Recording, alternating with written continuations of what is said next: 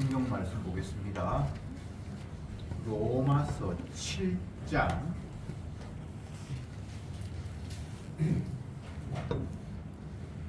로마서 7장 18절에서 마지막 절까지 교독하겠습니다. 7장 18절에 내 속 곧 내 육신에 선한 것이 그하지 아니하는 줄을 아노니 원함은 내게 있으나 선을 행하는 것은 없노라. 내가 원하는 바 선은 하지 아니하고 도리어 원치 아니하는 바 악은 행하는도다. 만일 내가 원치 아니하는 그것을 하면 이를 행하는 자가 내가 아니요 내 속에 거하는 죄니라. 그러므로 내가 한 법을 깨달았노니 또 선을 행하기 원하는 나에게 악이 함께 있는 것이로다. 내 속 사람으로는 하나님의 법을 즐거워하되 내 지체 속에서 한 다른 법이 내 마음의 법과 싸워 내 지체 속에 있는 죄의 법 아래로 나를 사로잡아 오는 것을 보는도다. 오호라 나는 곤고한 사람이로다. 이 사망의 몸에서 누가 나를 건져내랴. 우리 주 예수 그리스도로 말미암아 하나님께 감사하리로다. 그런즉 내 자신이 마음으로는 하나님의 법을 육신으로는 죄의 법을 섬기노라. 아멘. 성경에 기록된 내용 또 단어 하나하나가 세상에서 일반적으로 사용하는 그런 내용과는 다르다는 사실을 우리는 성경을 읽으면 확인하게 됩니다. 오늘 본문에서 내 육신에 선한 것이 없다. 내가 원하는 바는 있지만 그걸 행할 능력도 없다. 이렇게 하면서 내 육신에 선한 것이 없다. 이렇게 오늘 본문에서 시작하고 있습니다. 여기서 선 개념이 우리가 인간들끼리 살아가면서 이 세상에서 통용되는 그런 선 개념과는 다르다는 것을 먼저 생각하면서 본문을 봐야 되겠죠. 모든 개념은 세상의 개념과는 다릅니다. 하나님은 말씀에 근거해서 주님께서 말씀하신 그 내용에 근거해서 모든 개념들이 새롭게 정립이 됩니다. 그래서 여기서 선이라는 것은 주님의 말씀에 복종하고 따르는 그 마음, 하나님의 말씀이 선이죠. 그 하나님의 말씀, 선이 내게 없다. 윤리 도덕적으로 선한 게 없다. 그런 이야기가 아닙니다. 그러니까 있어야 할 것이, 당연히 있어야 할 것이 없다라는 것에서 우리는 놀라야 합니다. 은행에 돈을 찾으러 가서 카드를 뜩 넣었는데 잔액이 없습니다. 분명히 통장 안에 돈이 있는 줄 알고 카드를 넣어서 돈을 찾으러 그러는데 잔액이 없다는 거죠. 네, 이런 경우 여러분 경험해 보셨습니까? 우리가 몸을 지니고 있고 내가 살아있어서 움직이고 하면서 내가 나에 대해서 당연히 기대하고 이건 나는 당연히 이런 존재야 라고 그렇게 생각을 하는 그 뭐 베이스 기본 바탕이 있잖아요. 근데 그 중심에 알맹이가 없다. 내 육신에 선한 것이 없다. 나는 하나님의 사람인데 내게 하나님의 말씀, 하나님의 말씀을 따르고 싶은 마음, 또 아니면 하나님 말씀에 순종하는 그 무엇이 내게 없다는 거예요. 이건 굉장히 심각한 거거든요. 당연히 있어야 할 것인데 없다. 외출했다가 집에 딱 들어갔는데 당연히 있어야 할 사람이 없다. 그러면 전화하고 찾고 하겠죠. 자, 지금 제가 18절 말씀을 시작을 하면서 우리에게 당연히 있어야 할 것이 없는 것에 대한 어떤 그 황당함, 그런 심정들을 우리가 이 본문을 보면서 가져야 한다고 제가 말씀을 드리는 거예요. 그냥 성경을 읽으면서 뭐 그렇구나, 우리 육신에는 선한 게 없다, 그래 우리 죄인이지, 맞지, 그냥 이렇게 넘어갈 일은 아니고요. 이게 굉장히 심각한 이야기예요. 마땅히 있어야 되는 건데 사람이라면 당연히 그걸 해야 되는데 그 마땅히 있어야 할 것이 내게 없다. 성경에서 이런 말씀들을 하는 이유는 우리의 근본이 어떤 존재인가를 계속해서 확인시키는 이야기입니다. 예수님의 말씀 가운데 집을 건축할 때에 반석 위에 단단한 돌 위에 집을 건축해야 그 건축물이 제대로 기능을 한다. 그런데 반석이 단단한 이 기초가 없이 뭐 모래 위나 다른 것에 뭔가를 세워버리면 아무리 화려하게 세워진다 할지라도 그것은 건축물로서의 어떤 기능을 못한다. 그렇게 주님 말씀하셨잖아요. 그래서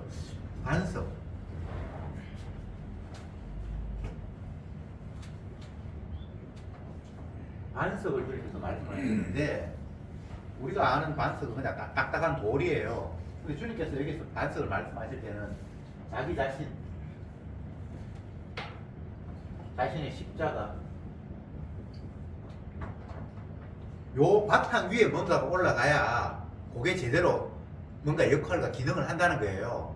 자기 자신의 죽음, 내가 십자가에 죽었다라는 거기에서 뭔가 시작하지 않으면 그건 아무 의미가 없다는 이야기가 반석 위에 집을 짓지 않으면 그 집이 무너진다는 이야기예요. 이거 그냥 세상 이야기를 하는 게 아니에요. 세상 이야기도 맞는 것 같아. 단단한 기초 위에 집을 지어야 된다. 그것도 맞는 것 같은데 그 이야기를 주님은 하는 게 아니고 본문에서 내가 우리에게 선이 없다고 했을 때 이 땅에 통용되는 착한 거, 윤리적인 도덕 그런 거 싸가지 없다. 이런 이야기를 하는 게 지금 아니라는 거예요.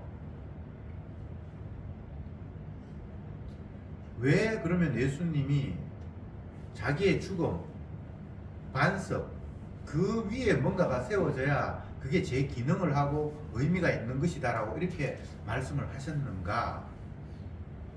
세상은 온통 예수님의 주되심을 드러내기 위해서 시작이 되었고 진행이 되고 그것으로 종길이 되도록 처음부터 하나님께서 그렇게 작정을 하셔서 그대로 지금 흘러가고 있는 거예요. 그런데 우리는 그런 의식이 없잖아요. 그러니까 오늘 본문에서 내 육신 속에 선한 것이 없다고 이야기하는 거예요. 그냥 내가 살아있으면 계속 삶을 유지해야지. 삶을 유지하기 위해서는 밥도 먹어야 되고 활동도 해야 되고 또 뭐 그 활동하는 걸로만 만족하며 살아갈 수 없고 같이 살아가는 사람들끼리 인정도 받아야 되고 사랑도 받아야 되고 이게 그냥 우리의 육신이 가지고 있는 기본적인 생각이에요. 근데 거기에는 예수님의 죽으셨다라는 것이 바탕에 깔려 있지 않은 상태에서 얼마든지 우리에게 뭔가 이야기가 되고 있는 거예요. 그렇지 않습니까? 그러니까 오늘 본문에서 우리에게 내 육신에 선한 게 없다는 거예요. 바탕에 예수님이 깔려 있지 않다는 거예요. 그러니까 이게 보통 심각한 문제가 아니에요. 온 세상 자체가 우리를 하나님이 이 땅에 태어나게 하신 그 자체가 예수 그리스도의 십자가의 의미를 보여주기 위해서 우리를 태어나게 하셨는데 정작 나는 살아가면서 예수님이 십자가를 죽였다라는 그 반석, 그 토대가 없는 상태 속에서 그냥 내가 모든 것들을 생각한다는 거예요. 말하고 행동하고 살아가고 웃고 울고 그 이야기가 오늘 신문의 18절에서 내 속에 내 육신에 선한 것이 그하지 아니한다라고 지금 이야기하고 있는 거예요. 그리고 이보다 더 심각한 게 없어요. 그 목적을 위해서 만들어놨는데 그게 제 기능을 못하니까요. 대통령이라고 세워놨는데 온 나라를 잘 다스리라고 세워놨는데 그 역할을 못한다. 그래서 뭐 탄핵해야 된다. 지금 우리 전국이 그렇게 돼 있는데 어쨌든 제 기능을 못할 때는 그게 존재의 의미 자체가 없어져 버리잖아요. 그렇지 않습니까? 지금 사도 바울이 복음을 전하면서 우리들에게 쏘는 화살이 네가 지금 네 기능에 대해서 전혀 역할을 못하고 있다라고 이렇게 쏘아붙이고 있는 겁니다. 이게 왜 이렇게 말씀을 시작을 하는가 하면 우리의 근본을 알지 못하면 그 이후에 아무것도 안 돼요. 토대가 잘못되어 있으면 그 위에 무엇이 세워져도 그건 다 거짓말이에요. 첫 단추가 잘못 끼워지면 아무리 정성스럽게 하나하나 단추를 채워도 결국은 그게 뭔가 삐뚤어지는 것과 마찬가지잖아요. 그래서 주님은 우리에게 말씀하실 때 항상 우리의 근본이 어떤 것인가를 출발점을 다시 되뇌이게 하고 알게 하는 것으로 시작을 하십니다. 그래서 우리는 아예 내한테 선한 것이 없다, 그렇게 시작을 합니다. 그 다음 19절에 내가 원하는 바 선은 하지 아니하고 도리어 원치 아니하는 바 악을 행하는도다. 요건 이제 주님의 복음이 받아들여진 사람에게만 해당되는 이야기입니다. 원하는 바 선을 원한다는 것도 은혜가 없으면 그게 안 돼요. 은혜가 있는 사람에게 선을 원하는 소망이 있어. 하나님 말씀에 내가 복종해야 된다, 주님 말씀에 따라야 된다는 그런 마음이 성도에게 주어진 마음이죠. 근데 성도가 그런 마음은 있는데 정작 우리 행동들이 그 원하는 대로 선을 행할 수 없다는 거예요. 악만 행한다는 거예요. 지금 반대로 가고 있는 거예요. 나는 오른쪽으로 가려고 마음 먹고 있는데 정작 움직이고 보니까 왼쪽으로 지금 가고 있다라는 이런 이야기를 본문이 하고 있습니다.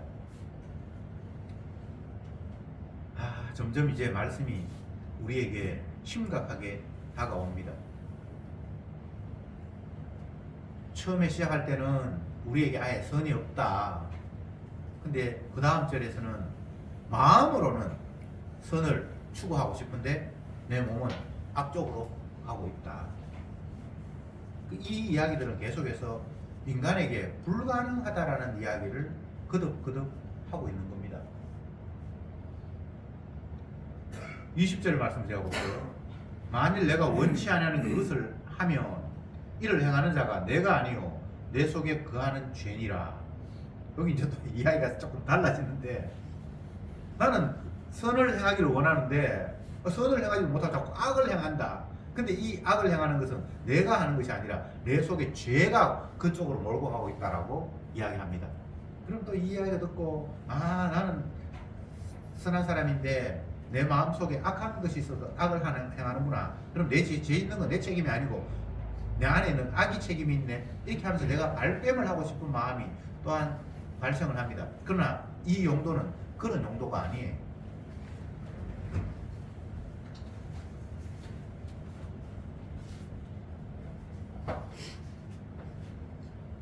내 18절에 내 육신에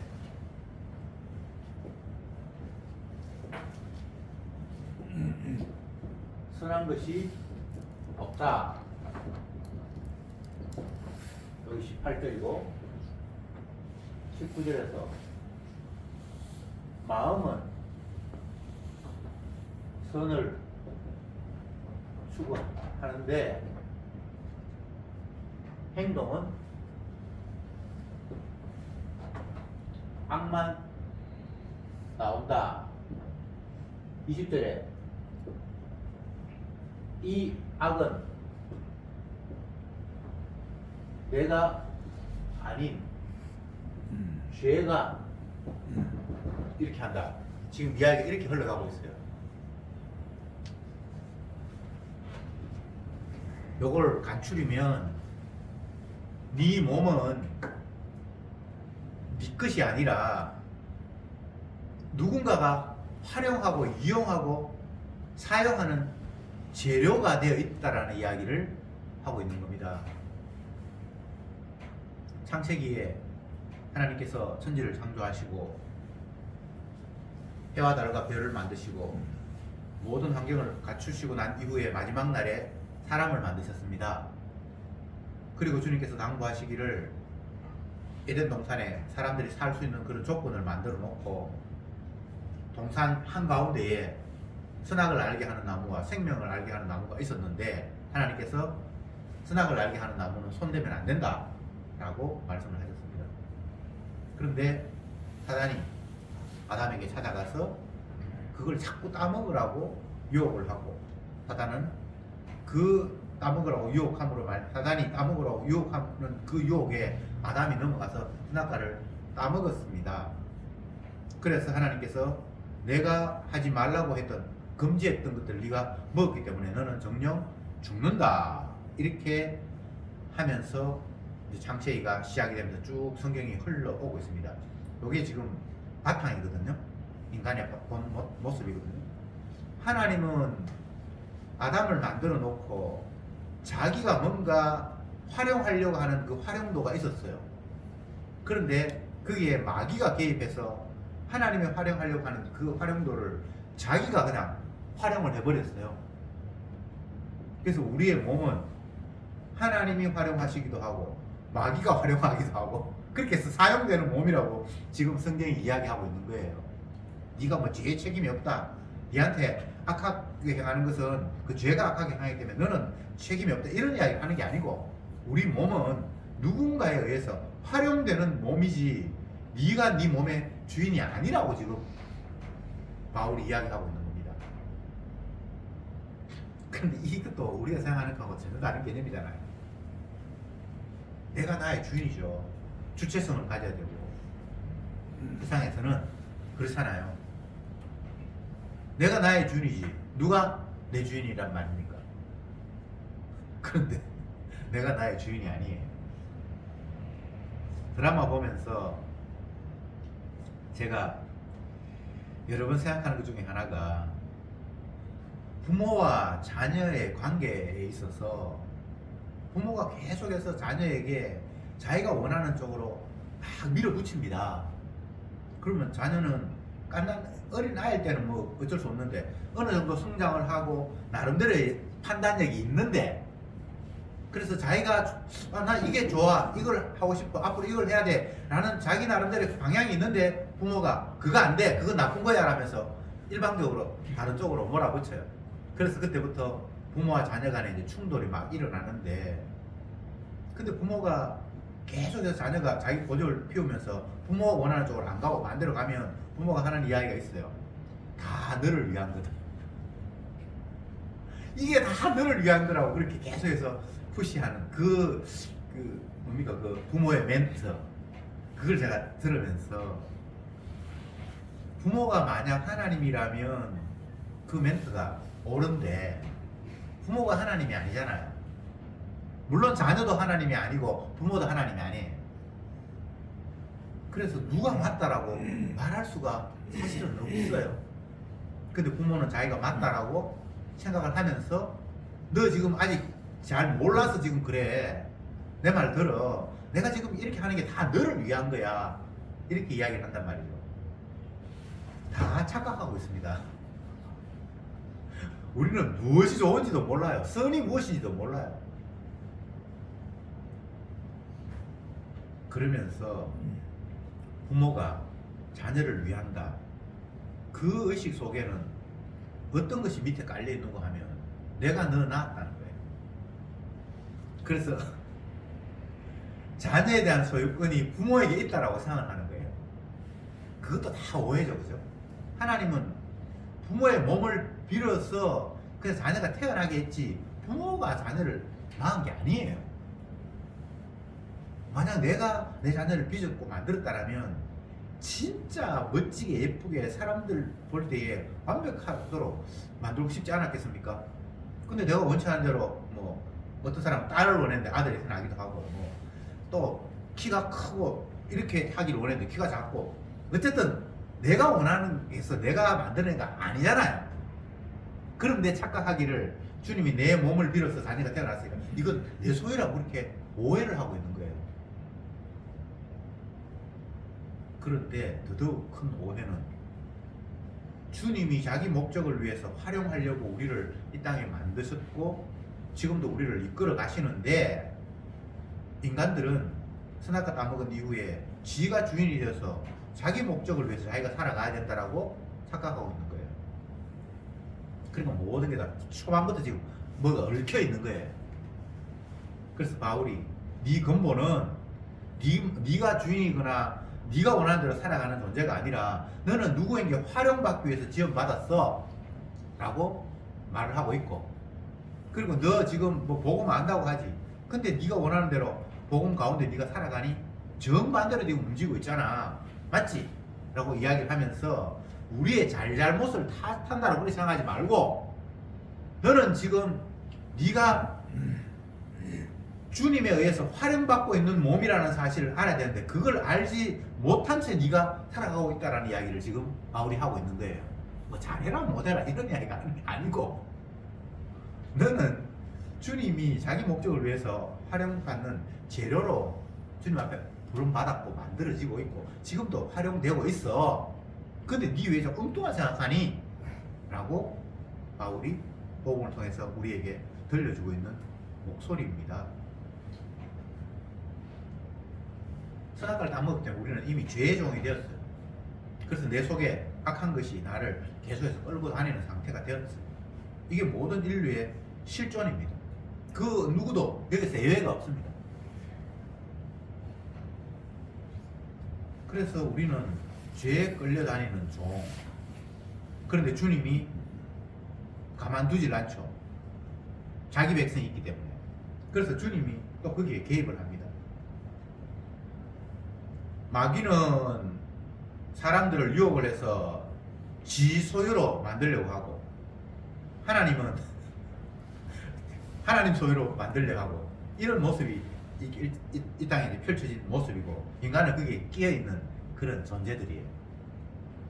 이게 우리의 실존인데 사람들은 그런 식으로 자기 자신을 인식하지 않아요. 그냥 내가 뭐 잘하면 되지. 뭘 해가 잘하면 잘할 수 있습니까? 마귀는 선악과 따먹어서 하나님을 어기게 했고 그래서 죄인 만들었고 하나님은 그 죄인을 율법을 주셔서 죄인이라는 사실을 확인시키면서 자기의 십자가의 피를 우리에게 전해주시려고 하고 있고 이 두 각축전에 우리는 활용되고 있는 몸이라고 바울이 이야기하고 있습니다. 그래서 이 사태 속에서 우리가 할 수 있는 일이 없어요. 내가 마귀의 유혹으로 죄의 종이 됐는데 이 죄의 종이 된 결과가 내 마음에 선이 없고 하나님 말씀대로 선을 추구하고 싶으나 나는 죄밖에 안 나오고 이런 상태가 되어버렸어요. 그래서 이것을 우리의 힘으로 어떻게 극복하거나 벗어나거나 할 재주가 없어요. 성경이 그 이야기를 계속해서 하고 있는 겁니다. 23절부터 그 이야기를 하고 있습니다. 22절부터 제가 봅시다. 21절부터 그러므로 내가 한 법을 깨달았노니 곧 선을 행하기 원하는 나에게 악이 함께 있는 것이로다. 내가 마음은 선을 하고 싶은데 이게 마음대로 안 되고 악이 계속 나온다.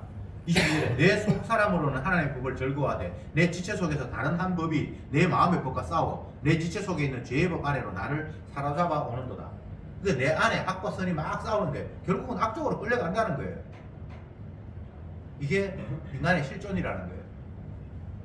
그러면 이게 어떻게 이 문제를 어떻게 해결합니까? 우리로서는 해결할 방법이 없어요. 그래서 21절에 보면 오호라 나는 공고한 사람이로다. 이 사망의 몸에서 누가 나를 건져내랴. 이 오호라 공고하다 뭐 이런 표현을 썼는데 이걸 쉽게 이야기하면 내가 이렇게도 못하고 저렇게도 못하고 완전히 그냥 올무에 묶여있다는 거예요. 구체적인 예를 든다면 이스라엘 백성들이 애굽을 떠나서 하나님 지시한 땅으로 이제 가기를 출발을 했는데 가다 보니까 앞에 바다가 놓여있고 뒤에는 애굽 군사가 우리를 죽이려고 따라오고 있고 그 상태가 공고한 상태예요. 이래도 못하고 저래도 못하고 뭐 어떻게 방법이 없는 그런 상황. 우리가 그런 존재라는 거예요. 이걸 바울이 왜 복음을 이야기하면서 이런 이야기를 하는가 하면 모든 인간들이 자기 자신을 착각하고 있다는 거예요. 내가 자율권도 있고 또 나름대로 분별력도 있어서 내가 원한다면 선도 행할 수 있고 악도 행할 수 있고 다 그렇게 자기 자신을 그런 가능성이 있는 존재로 인식하고 있는 거예요. 그런데 아니라는 거예요. 이미 선악과를 다 먹어서 우리는 마귀의 종이 되어서 내가 원하는 마음이 있다 할지라도 그대로 갈 수 없는, 그래서 결국은 죄로 질질 끌려갈 수밖에 없는 그런 몸이고, 이게 내가 어떻게 벗어날 수도 없는 그런 상태가 바로 우리 자신이라는 것을 일러주고 있는 겁니다. 사도 바울이 이런 말을 할 때에는 옛날에 주님 몰랐을 때 이런 상태가 아니라 성령 받은 자기 현재의 상태가 깨달았기 때문에 지금 자기 공부하다고 이야기하고 있는 거예요. 이걸 가지고 또 신학적으로 논쟁이 일어나서 제가 신학교 다닐 때 이 본문을 가지고 막 교수들하고 막 학자들이 토론이 벌어지고 했던 그런 일이 있어요. 왜? 늘 그런 일이 있어요. 왜? 그게 뭐 신학교에서 하는 일이니까요. 뭐 어떤 이야기인가? 24절에서 로마서 7장 24절에서 오라 나는 공고한 사람이로다 라고 했을 때 이 공고한 사람이로다 하는 이야기가 사도 바울이 옛날 예수님을 알기 전의 상태를 이야기한다. 아니다. 이미 성경과는 지금 이야기한다. 그까지 신학교 토론하고 앞두고 싸우고 난리가 났죠. 바울은 현재 은혜 받은 자기의 상태를 공부하다고 이야기하고 있는 거예요. 지금 은혜 받지 않으면 자기가 공부한 줄 몰라요. 제 아래 갇혀 있는지 몰라요. 하나님의 은혜가 아니면 성령이 오지 않으면 내가 마귀의 종이 됐다는 사실 몰라요. 하나님 말씀 복음도 모르는 사람들에게 너는 마귀의 종이다 이렇게 이야기하면 그 사람이 아멘 하겠습니까? 절대 동의하지 못하죠. 그리고 너는 태생부터 안 돼. 네에게는 악밖에 안 나와. 그렇게 이야기할 때 사람들은 동의하지 못하죠. 왜? 성령이 안 왔기 때문에 자기 본질을 모르는 거예요. 성령이 와야만 내가 공부한 사람이라는 걸 알아요. 내가 죄의 음매에 있어서 내가 아무리 선을 행하려고 해도 실제로 내게 몸에서 나오는 것은 악밖에 없다는 것은 성령을 받았어 지 본래의 모습을 확인하게 된 거예요. 그래서 사도 바울이 자기 자신을 공고하다고 이야기를 하면서 이 사망의 몸에서 누가 나를 건지지 하면서 지금 안타까워하고 있는 모습이 24절의 모습이에요. 그러면서 25절에 우리 주 예수 그리스도로 말미암아 하나님께 감사하리로다. 이미 십자가의 은혜가 그에게 왔기 때문에 주님이 피 흘리신 이유가 이런 나의 공감을 끄집어내기 위해서 피 흘렸잖아라고 이렇게 지금 십자가 쪽으로 가고 있는 거예요. 근데 이 이야기는 이미 반석 십자가에서 시작을 해서 나오는 이야기예요.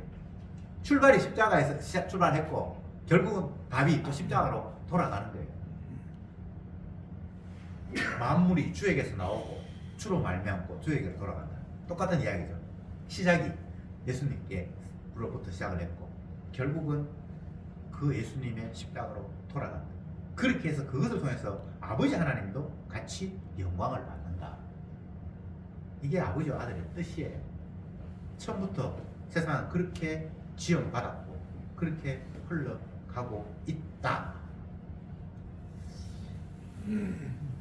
우리는 마귀의 유혹 때문에 나도 모르는 채 내가 주인공이 되어 있어요. 여러분이 여러분의 주인공인데 그게 뭐 당연하다 하는데 당연한 게 아니고 그게 심각한 문제예요. 내가 주인도 아닌데 내가 주인 노릇하니까 이게 심각한 노릇이잖아요. 해외 토픽에서 읽었는데 어떤 사람이 다른 나라 여행 간다고 해서 집을 오랫동안 비워놓았는데 한 달 후에 집에 돌아와 보니까 낯선 사람이 자기 집에서 거주하면서 자기 집처럼 생활하더라는 거예요. 이거 심각한 문제잖아요. 그 일이 심각한 것이 이전에 내가 나의 주인이 아닌데 주인 노릇하고 있다고 이게 지금 심각하다고 지금 성경이 이야기하고 있는 거예요. 내가 주인이 아니면 주인이 따로 계시잖아요. 우리가 예수님을 주 예수, 주라고 이야기하는데 당신이 주인입니다 라는 이야기거든요. 그 단순히 높인 말이 아니에요. 주라는 말이 그냥 뭐 경어다, 좀 공격한다라는 그런 의미가 아니고 당신이 주인이라는 거예요. 그 말은 나는 당신 앞에 종이라는 이야기를 하고 있는 거거든요. 근데 우리는 예수님이 주인이고 내가 그분의 종인데 예수님 옆에 이렇게 모셔놓고 내가 나의 주인이 되어서 주님과 내가 협상을 하면서 이 내 주인된 이 내 몸을 내 미래를 잘 좋은 쪽으로 선도해 달라고 주님과 지금 협상하고 있는 거예요. 그게 오늘날 기독교의 모습이에요.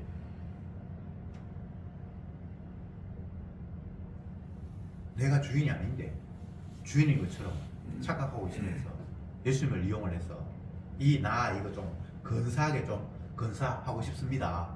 멋지게 좀 꾸며주세요라고 기도하고 헌금하고 예배 드리고 있고 성경 읽고 있고 그런 거예요. 그걸 미리 선배들 이스라엘이 했잖아요. 그래서 그들을 향해서 너희들은 마음으로는 입으로는 주를 이야기하지만 마음은 내게서 멀다. 이렇게 정리를 했어요. 그래서 우상 숭배자다. 이렇게 결론을 맺어버렸죠. 내가 나를 알아야만 그 이후에 주인도 알 수 있는데 내가 나를 모르니까 당연히 주인이 진짜 주인이 아니라 나를 도와줄 힘 있는 어떤 권세자 정도로 예수님을 생각하는 거예요. 복음서에 보면 그런 애들이 많은데 어떤 사람이 예수님께 찾아와서 예수님, 아버지가 돌아가시고 재산이 남아있는데 형이 내한테는 한 푼도 안 주고 자기가 홀랑 다 가져가 버렸어요. 이거 너무 억울하잖아요. 주님, 우리 형한테 얘기해가지고 내 지분 좀 나눠주세요라고 예수님 앞에 찾아가서 그렇게 이야기를 해요. 그런 이야기 참 웃기는 이야기인데 웃기는 이야기로 받아들이면 안 되고 인간들이 예수님을 어떻게 생각하면서 이용하려고 하는가가 담겨있는 내용이에요. 모든 인간이 예수님을 그런 식으로 생각하고 있다는 거예요. 예수님 뭐라고 얘기합니까? 야, 이 사람은 내가 너희들 재산 공평하게 나누는 사람으로밖에 안 보이냐라고 그렇게 이야기합니다. 예수님이 주인인데 자기가 주인인 것처럼 생각을 해서 내가 주인 되는 데 있어서 형이 너무나 강한 힘으로 몰아붙여가지고 내 꼬라지가 sem길 없으니까 주님이 힘이 있으니까 좀 이거 공평하게 내 거는 내한테 주고 형한테 주고 좀 이렇게 해주세요. 주님이 나를 도와주는 정도의 내가 주인이고 옆에 힘 있는 분이 도와주는 정도로 주님이 이용을 하고 있다 이 말이에요. 모든 인간이 다 신을 그런 식으로 생각하고 있다는 이야기를 그 사람의 예를 들어서 우리에게 알려주고 있는 말이죠. 신앙생활을 한다, 기도를 한다, 헌금을 한다, 봉사한다. 성경에 그런 걸 하라고 했으니까 한다라고 이야기하는데 그 모든 개념들이 성경이 이야기하는 개념은 주인이 누군지 네가 똑바로 알아야 돼. 네가 결코 주인이 아니야 라는 이야기를 하기 위해서 그런 이야기를 했었는데 사람들은 내가 주인 되는 일에 헌금도 하고 기도도 하고 봉사하면 하나님께서 내 주인 되는 일에 더 빛나게 하고 누수가 없을 것이다 라고 그렇게 생각을 하고 있는 거예요. 그리고 그걸 신앙생활을 하고 있고 성경을 보면서 우리가 늘 깜짝깜짝 놀라야 되는 것이 또 내가 내 근본의 자리를 떠나 있었구나. 아, 내가 사망의 몸이지. 나는 마귀 앞에 짓눌려 있었지. 그래, 나에게는 선이 나올 수가 없지. 이렇게 출발이 돼야 되는데 그래야만 오라 나는 공부한 사람이다라고 자기 자신을 고백하면서 우리 주 예수 그리스도 십자가에 피 흘리신 그분을 바라볼 수가 있는데 자기가 공부한 사람이 아니니까 자기가 생각하는 예수님은 제가 예를 들었던 것처럼 내 재산 좀 공평하게 나눠줬으면 좋겠다라고 생각하는 그런 예수가 되고 마는 거잖아요.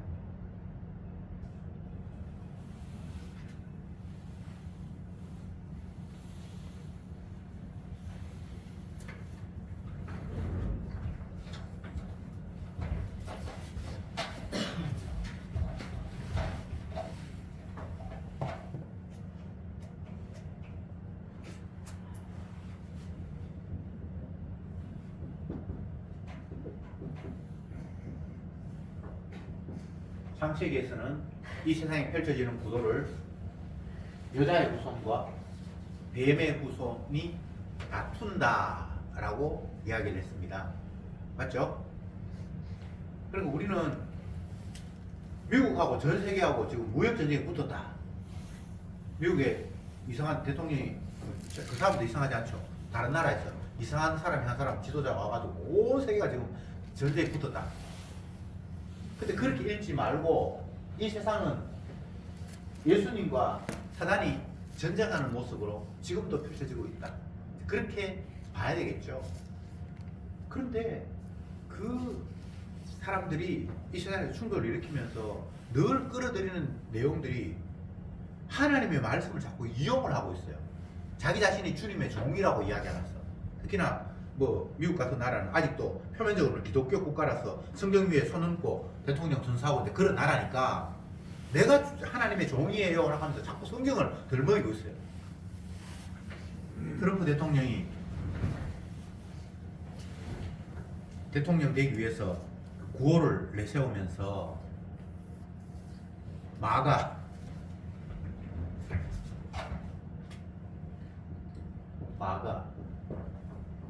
이 영어로 뭐 M A G A 이렇게 여기서 만든다. Make America Great Again. 미국을 다시 위대하게 만든다 해가지고 마가라고 그렇게 이름 지어가지고 막 선거운동을 했어요. 그래서 됐어요. 그래서 어제 신문 보니까 막 반대하는 사람이 많은데 자기 사람들 모아놓고 연설을 했는데 마가 부흥회 하는 것 같다라고 그렇게 어떤 기자가 쓴한 걸 제가 읽어봤어요. 제가 이 이야기를 하는 것은 어떤 의미고 하면 마귀도 하나님의 말씀을 계속해서 이용한다는 겁니다. 광명한 천사처럼 양의 탈을 쓴 일이에요. 하나님이 기뻐하시는 양인데 자기가 기뻐함을 못 받는다고 생각하니까 양의 껍데기를 쓰고 안에는 하나님이 싫어하는 건데 이 세상이 그렇게 돌아가는 거예요. 마귀가. 오늘날 한국 기독교는 광화문에는 정광훈, 또 다른 데 지금 돌아다니는데 부산에 무슨 또 세계롭교회 목사 두 사람이 성경 펴놓고 예수님 십자가 이야기 안 하고 있고 희한한 이야기를 지금 하고 있어요. 이 나라가 민주화돼야 된다. 목사가 왜 십자가 이야기 안 하고 민주화 이야기 하는지 그것도 내가 웃기긴 한데 그 다른 사람들이 볼 때 진짜 웃기잖아요. 분명히 진짜 목사들끼리 저들끼리 싸우는데 서로 지금 또 원수가 됐어요. 서로 지금 잘못됐다라고 이야기. 방향은 그 민주화 다 똑같은데 마귀가 이렇게 세상을 혼잡하게 만들고 있습니다. 복음의 광채를 가리는 일이에요. 그거 하나밖에 없어요. 사단이 하는 일은 예수님 십자가가 의미 없어. 십자가 근처도 가지 마. 십자가 너희들 생각도 하지 마. 라는 게 마귀가 하는 일이에요. 우리가 생각할 때 복음을 전하는 목사가 십자가 복음을 이야기해야 되는데 거리에 나와가지고 민주화를 이야기하고 그러면 이게 이상하다고 받아들여야 되는데 사람들이 뭐라고 이야기합니까? 물론 다 복음 모르니까 그렇죠. 그래 맞다. 우리도 옛날에 3.1 운동하고 독립운동할 때 다 기독교인들이 앞장서가지고 하나님 기도해가지고 이 나라가 지금 이렇게 됐다. 전혀 십자가하고 상관이 없는 걸 끌어와서 하나님의 뜻이라고 이야기하는 것. 이게 사탄의 유혹이에요. 복음의 광채를 가리는 거예요. 복음의 광채가 드러나기 위해서 출발해야 될 출발 지점은 우리가 완악한 죄인이고 내가 마귀에게 팔려서 죄의 종이 되었다라는 것에서 나는 공고한 사람이다. 나는 이 사망의 몸에 얽혀있기 때문에 내가 도저히 여기서 꼼짝달싹 못하고 빠져나가지 못하는 존재다라는 것이 출발이 되어야만 거기에 유일하게 십자가 피 흘리신 예수님이 소망으로 다가오게 되는 겁니다. 자꾸 죄인 하는 이유가 다른 이유가 아니에요. 우리를 죄에서 구원하기 위해서 예수님이 이 땅에 오셨다라는 이야기를 했는데 그 예수님을 반기기 위해서 우리가 반드시 죄인이 되어야만 하는데 마귀는 이 죄인도 그런 개념이 아니에요. 십자가를 필요로 하는 죄인이 아니라 그냥 우리가 잘못했으니까 회개하고 착한 일 하면 된다라고 십자가를 건너뛰면서 자꾸만 성경에 나타난 개념들을 우리에게 오용하도록 잘못 생각하도록 만들어요. 가짜 복음을 전하는 사람들이 개판 치는 경우도 있지만 아주 윤리 도덕적인 그런 사람이 우리 주변에 굉장히 많아요. 잘못한 거 하나 있으면 착한 일 2개, 3개 하면서 내가 잘못했다고 내 탓이라고 막 이야기하는 그런 사람들이 굉장히 많아요. 그거 십자가 건너뛰는 거거든요. 내가 잘못했으니까 내가 그 잘못을 풀어야 되고, 내가 착한 일에서 의로운 일을 해서 그걸 갚아야 되겠다. 거기는 십자가가 없잖아요. 바울이 우리 자신의 본질을 이야기하는 이유가 주님의 피 흘림이 없으면 우리에게는 소망이 없다라는 이야기를 하기 위해서 우리의 본질을 이야기하고 있는 거예요. 이런 이야기를 하니까 우리 보고 착하게 살아라 하는 것 같다. 그게 마귀의 전략이에요. 착하게 못 살아요. 마음으로 선을 행하기를 원하나 내한테 나오는 악밖에 없다라고 이야기를 하고 있는데 뭘 이걸 보면서 착하게 살아라는 이야기를 하고 있다고 그렇게 생각하고 있어요. 착하게 사는 게 아니고 주님의 피 흘림이 없으면 우리에게는 소망이 없다라는 이야기를 하고 있는 거예요. 피 흘림이 없으면 사함이 없어요. 그리고 그 피는 그 아들 예수의 피지 우리가 피 흘려서 되는 게 아니에요. 우리는 가치 없는 존재입니다. 그런데 주님이 우리를 활용하시는데 어떤 식으로 활용하신다고요? 자기의 피의 가치가 얼마나 대단한가를 보여주기 위해서 죄인인 우리에게 찾아오셔서 피의 혈액을 보여주시려고. 그래서 우리는 주님의 십자가의 능력을 보여주시기 위해서 사용되는 몸입니다. 그래서 죄인일 수밖에 없다는 거예요. 그것 외에 다른 것을 자꾸 나에게 의미를 부여한다면 그것은 사단의 유혹이지 주님이 우리에게 말씀하신 약속이 아니에요. 언약이 아니에요. 다시 말씀드립니다. 우리는 주님 앞에 사용받는 재료로 지원받았습니다. 어떤 식으로? 예수님의 십자가의 보혈의 피가 얼마나 대단한 위력이 있는가를 보여주기 위해서. 그래서 저희들은 죄 지을 수밖에 없는 몸으로 태어났습니다. 왜? 주님의 십자가의 위력을 드러내고 자랑하는 이용을 위해서. 기도합시다. 주님 감사합니다. 오늘 이 시간도 다시금 주님의 주되심을 깨닫게 하시고 그것을 위해서 우리를 죄인으로 이 땅에 태어나게 하셨다는 사실을 생각했습니다. 그런데 마귀는 우리에게 자꾸만 하나님의 뜻을 벗어난 십자가의 보혈의 공로를 자랑하기 위한 목적이 아닌 다른 목적으로 우리의 삶을 비틀고 있음을 말씀을 통해서 확인했습니다. 내가 이 땅에서 잘 살아야 해. 행복해야 해. 내가 빛과 소금이 되어서 예수님께 영광을 돌려야 해. 이 모든 이야기가 성경에 있는 이야기 같지만 결국 마귀가 복음의 광채, 십자가의 의미를 흐트리려는 헛된 소림을 깨닫게 하셨어.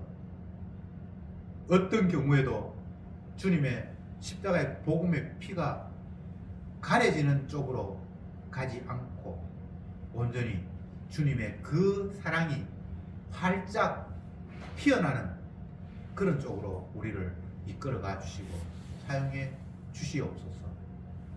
반석 되시는 예수님이 늘 우리의 마음속에 반석으로 자리 잡게 하옵소서.